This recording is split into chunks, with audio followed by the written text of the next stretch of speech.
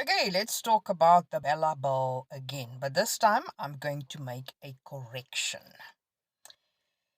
What I mentioned regarding the selling of alcohol, the comprehensive sexual education, and abortions, that was not in the current BELA Bill. Now, BELA is iemand se naam, yeah? BELA stand for... I want you to check something about the people who are always opposing the BELA Bill. So I've made an observation and I've told you about it, that I think the problem with those who are opposing the BELA Bill is that essentially they hate what is going to happen to Afrikaans. They are afraid that government will now start interfering. Well, call it interfering. And in the majority, when they say government, they keep saying government, government, government. You know who they are talking about when they say government? They're actually talking about you, because government is the people. They are worried that government will start interfering on certain things that those privileged schools used to hold against. Number one is the use of Afrikaans. Number two is admission. They are worried that the BELA Bill will start bulldozing that. Because if you could remember, Panyaza Sufi has been fighting in courts to say you cannot deny people an opportunity to come and study at certain places because you've been ring fencing stuff. But here's another observation that you will watch. Consistent here. When they say this is what they are going to do, they don't show you.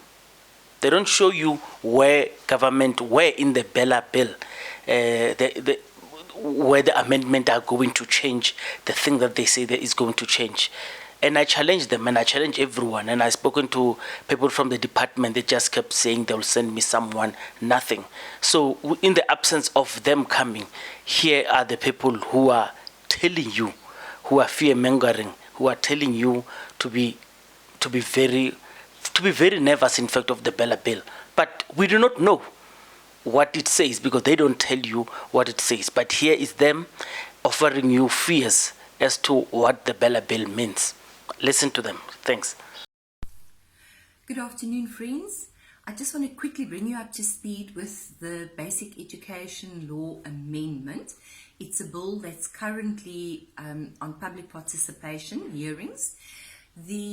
It's an amendment to the Basic Education Law, and the changes that are proposed are very far-reaching and will have a massive impact on your child and on your child's schooling.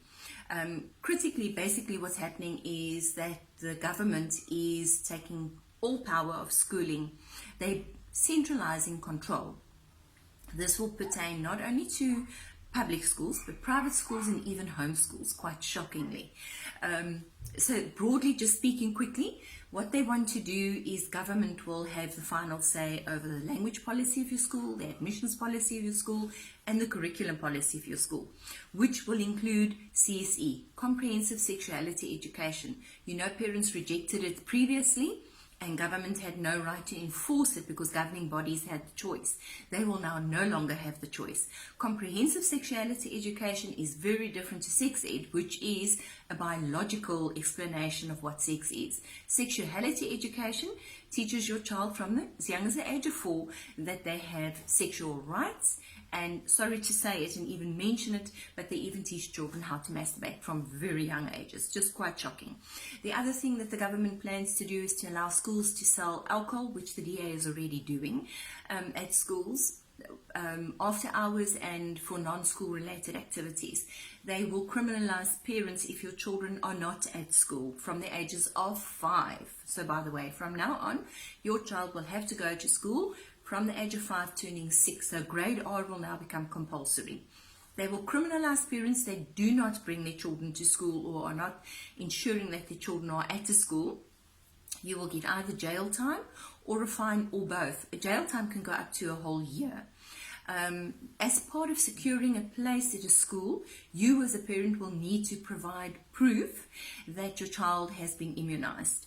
And if your child has not been immunized, you will have to, the wording says, secure the necessary immunizations in order for your child to be accepted at school. Now remember, if you don't do that, and this could at a later stage possibly even include the vaccination that everybody was arguing about a few years ago, that vaccination, if you do not secure vaccinations according to what is mandatory, then you can be criminally charged because your child will now not be allowed access to school. One of the other changes is that teachers will have to facilitate access to abortions. In other words, they have to inform a child 12 years old and older that there are abortion facilities and where they are. And then, importantly, this is just absolutely outrageous. Your own child, for goodness sake, they may not tell you that your child has had an abortion. Just absolutely outrageous the way they are sidelining parents and taking control of our children. It's unacceptable. I don't accept it. Importantly, what the ACDP has highlighted is Section 41, which will give the Basic Education Minister broad powers to make regulations, which she doesn't have to run past any of us, the same as what Minister Nkosazana Dlamini-Zuma didn't have to run any regulations past anybody during the state of disaster.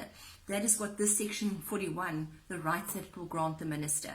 I just want to quickly think if I spoke about this, the homeschooling.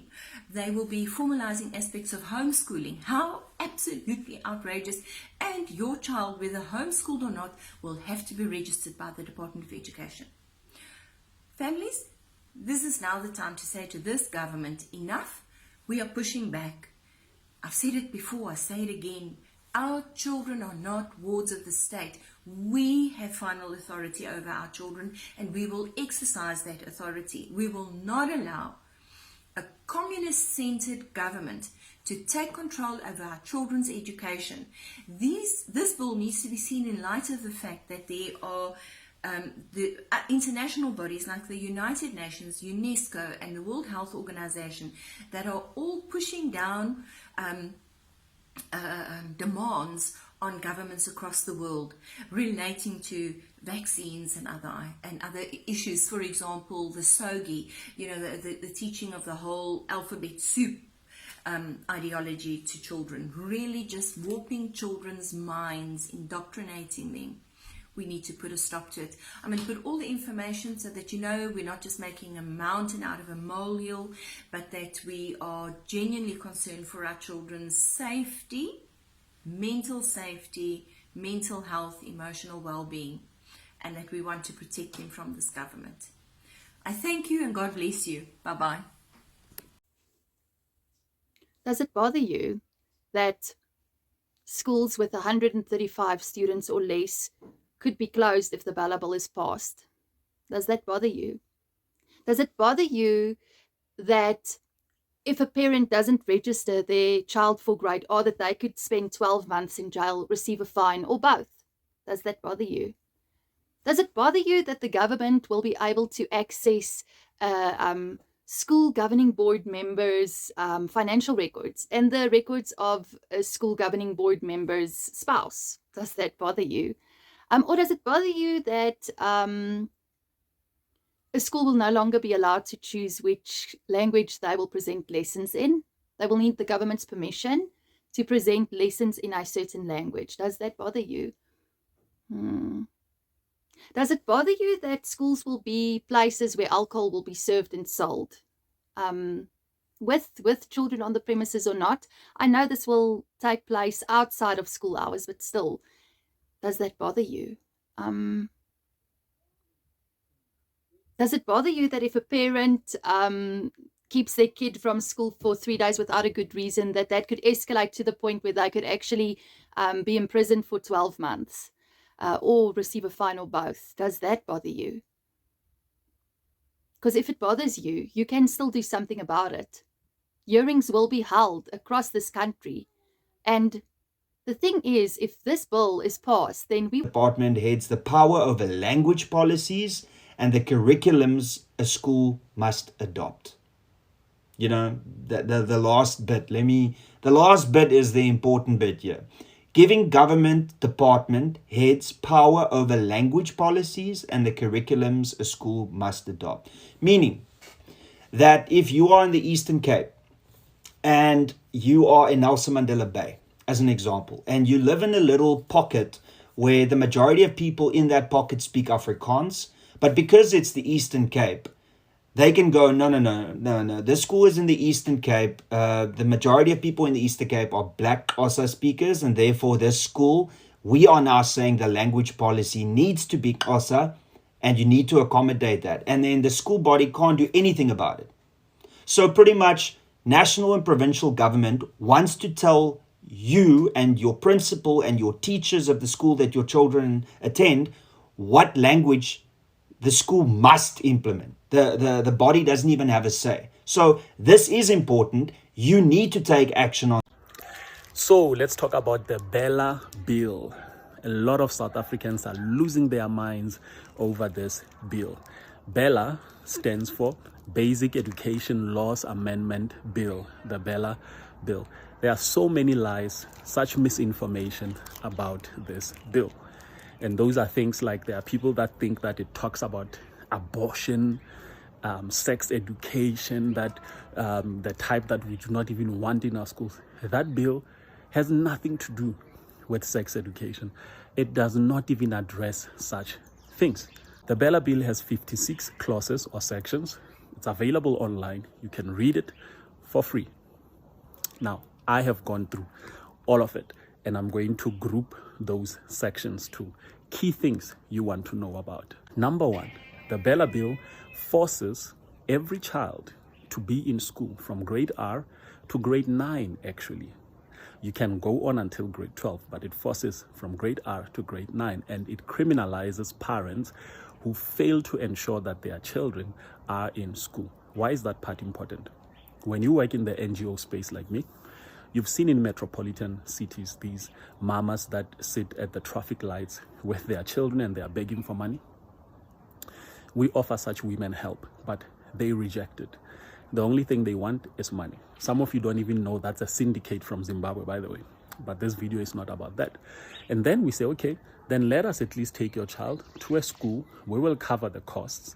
Then you can go to the traffic lights, beg for money. When you are done, go collect your child, go home. They don't want that because they need the children for compassion. Please stop giving such ladies money. Anyway, so this bill helps to criminalize such acts. Now, number two, it regulates schools, whether independent or homeschooling. You must be registered. There are some people that say this bill prohibits homeschooling. No, it does not. It regulates it. You need to be registered. You need to prove that you've got the necessary skills and resources to provide the education that is not inferior to the one that is provided in public schools. And then you will be assessed by competent assessors regularly to ensure that you are giving your child the best education possible. Then you cannot just be a pop-up school and you just start. You need to have criteria that you comply with and regulations that you comply with.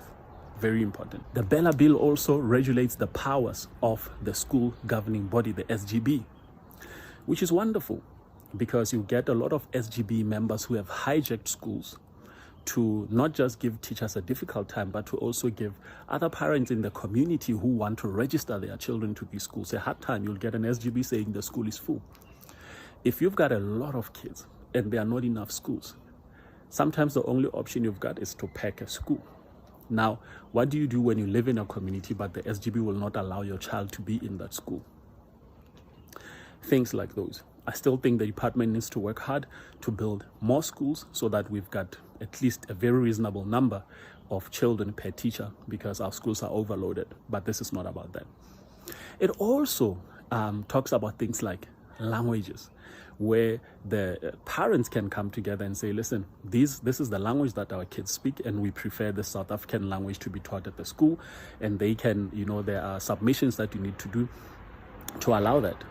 For instance, in the inner city of Pretoria, you get Afrikaans as one of the compulsory subjects in places where nobody speaks Afrikaans. Over 90% of the learners speak other South African languages, not Afrikaans, but it's compulsory. You get children from foreign nationals who have to struggle with Black South African languages, struggle with English, and then struggle with Afrikaans. This gives the parents the power to say, remove Afrikaans. We want our kids to learn in English and maybe another South African language. It gives the similar power to also the Afrikaans communities as well. I like that. The BELA Bill also regulates educators, that educators cannot have business with the state. I actually think this should apply to everybody that works for the government or works in parliament, by the way. Very good thing. And there are people that says, it talks about teachers selling alcohol. No, it says they can after school hours if they do it for fundraising purposes for the school. Now, please read this bill yourself. 56 sections. It will probably take you a day or two, depending on how much time you have, and just go through all of that yourself. Stop believing lies. And I'm disappointed at political parties like the ACDP who have spread lies about the BELA Bill. You call yourselves a Christian party, but you are actually representing interests that are not Christian at all. Stop lying.